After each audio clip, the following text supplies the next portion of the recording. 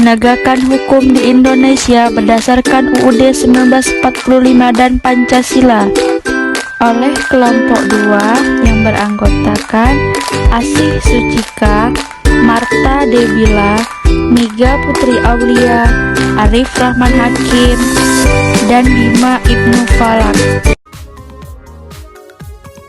Apakah penegakan hukum itu?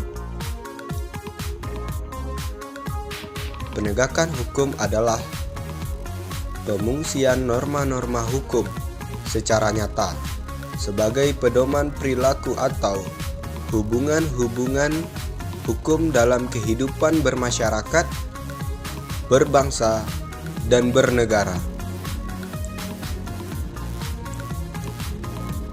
Lalu, apakah norma hukum itu?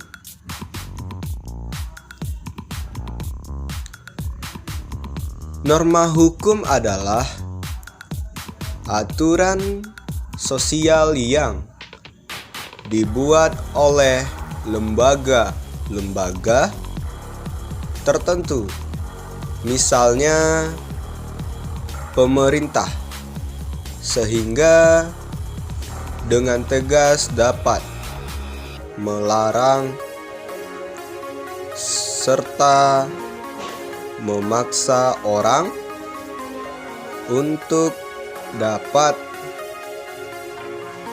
berperilaku sesuai dengan keinginan pembuatnya peraturan itu sendiri. Pihak-pihak yang terlibat dalam penegakan hukum di Indonesia.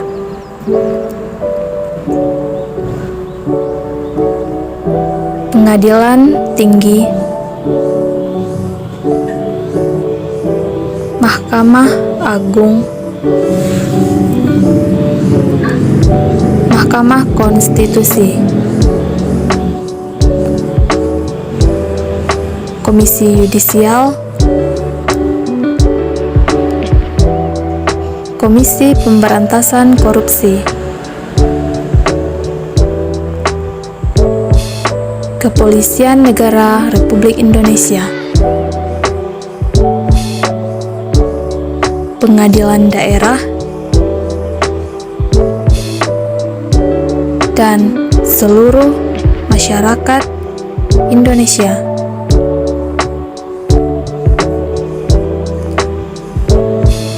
Indonesia adalah negara hukum yang senantiasa mengutamakan hukum sebagai landasan dalam seluruh aktivitas negara dan masyarakat. Komitmen Indonesia sebagai negara hukum pun selalu dan hanya dinyatakan secara tertulis dalam pasal 1 ayat 3 UUD 1945 hasil amandemen. Kondisi hukum di Indonesia saat ini lebih sering menuai kritik daripada pujian. Kebanyakan masyarakat kita akan bicara bahwa hukum di Indonesia itu dapat dibeli. Yang mempunyai jabatan, nama, dan kekuasaan, serta yang mempunyai uang banyak, pasti aman dari gangguan hukum, walau aturan negara dilanggar.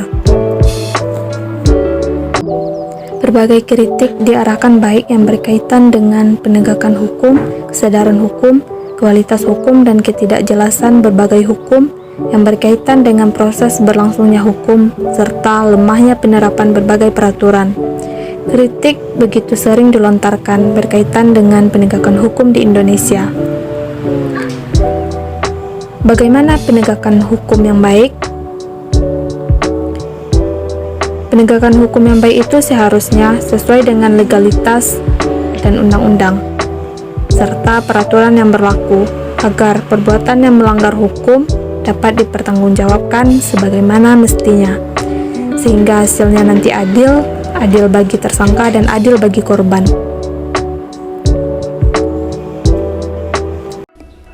Berdasarkan Undang-Undang Dasar 1945, Indonesia termasuk negara hukum. Maksudnya bahwa segala sesuatu permasalahan di Indonesia dapat diselesaikan dengan jalur hukum. Hal itu seperti yang tercantum dalam Undang-Undang Dasar 1945 Pasal 28D Ayat 1 yang bunyinya setiap orang berhak atas pengakuan, jaminan perlindungan dan kepastian hukum yang adil, serta perlakuan yang sama di hadapan hukum. Nah, maka dari itu, berarti hukum harus ditegakkan secara adil bagi seluruh rakyat Indonesia. Jangan sampai seperti yang banyak terjadi sekarang, hukum terasa tajam ke bawah, tapi tumpul ke atas. Apa itu maksudnya ya? Istilah tersebut muncul ketika mulai banyaknya pengenaan vonis hukuman yang dirasa nggak adil antara kaum kasta bawah dengan kaum kasta atas.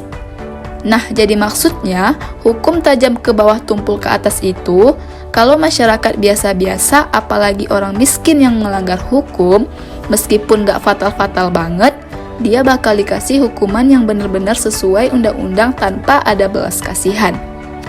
Ya, kalau perlakuan gini juga diberlakukan terhadap orang kaya, apalagi pejabat sih no problem ya.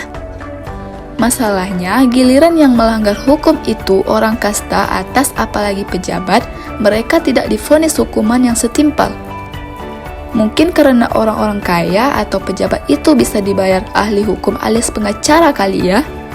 Jadi bisa minta dibela dengan bayaran yang banyak, agar bagaimanapun caranya, mereka bisa lolos dari hukuman atau dapat hukuman yang ringan. Kalau kayak gini, gimana nasib orang miskin yang nggak bisa bayar pengacara mahal? Terus, kalau dipikir-pikir, semua putusan hukum ada di tangan penegak hukum kan guys? Jadi yang kurang tepat itu salahnya orang miskin yang nggak bisa membela dirinya, atau penegak hukum yang mudah dipengaruhi pelaku kriminal atau kejahatan yang kaya dalam membela dirinya. Gimana menurut rekan-rekan? Kalau kita ngikutin kabar berita, pasti bisa nemuin banyak kasus hukum yang menunjukkan hukum itu tajam ke bawah tapi tumpul ke atas. Sebut saja kasus pencurian 3 biji kakao yang nilainya tidak lebih dari Rp10.000 oleh nenek Minah yang divonis 1,5 bulan. Selain itu, ada kasus pencurian semangka, kasus pencurian pisang, dan kasus pencurian sendal jepit oleh HA. Kasus-kasus ini menggambarkan betapa bobroknya penegakan hukum bangsa kita. Banyak kasus korupsi yang merugikan negara kita, terlepas dari jeratan hukum, bahkan mendapatkan hukuman ringan. Selain itu, terpidana korupsi juga mendapatkan fasilitas-fasilitas yang mewah di penjara. Selain kasus di atas, ada juga kasus berita tentang korban salah tangkap, yaitu 4 orang pengamen.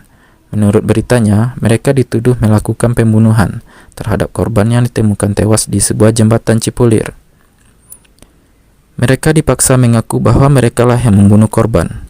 Kemudian mereka ditahan hingga 3 tahun dan mendapatkan perlakuan kasar di kepolisian selama 3 tahun tersebut. Hingga pada akhirnya, keempat pengamen tersebut dibantu oleh lembaga bantuan hukum dan ternyata mereka tidak bersalah.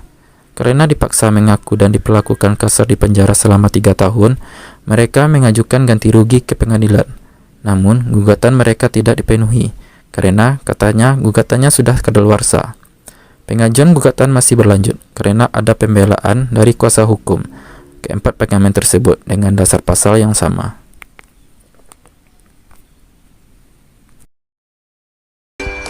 Di satu sisi, gugatannya dinilai kadaluarsa karena menurut undang-undang maksimal diajukan 3 bulan setelah putusan vonis bersalah dan ternyata diajukan setelah 3 tahun. Di sisi lain, dengan penafsiran berbeda, undang-undang yang dimaksud ada kata atau 3 bulan setelah putusan vonis bersalah atau setelah salinan putusan vonis tidak bersalah yang baru terbit Maret 2019 lalu, yang kalau dihitung sampai pengajuan gugatan belum sampai 3 bulan. Wah, yang benar yang mana ya guys? Hayo para ahli hukum wajib komen nih. Tapi yang dimaksud ahli hukum yang gimana dulu nih? Mungkin bisa dikatakan setiap orang yang jebolan pendidikan hukum bisa dikatakan ahli hukum ya, apalagi yang sudah berprofesi menggunakan gelar hukumnya. Tapi, bukankah kalau jadi ahli hukum juga harus punya sikap hukum yang baik?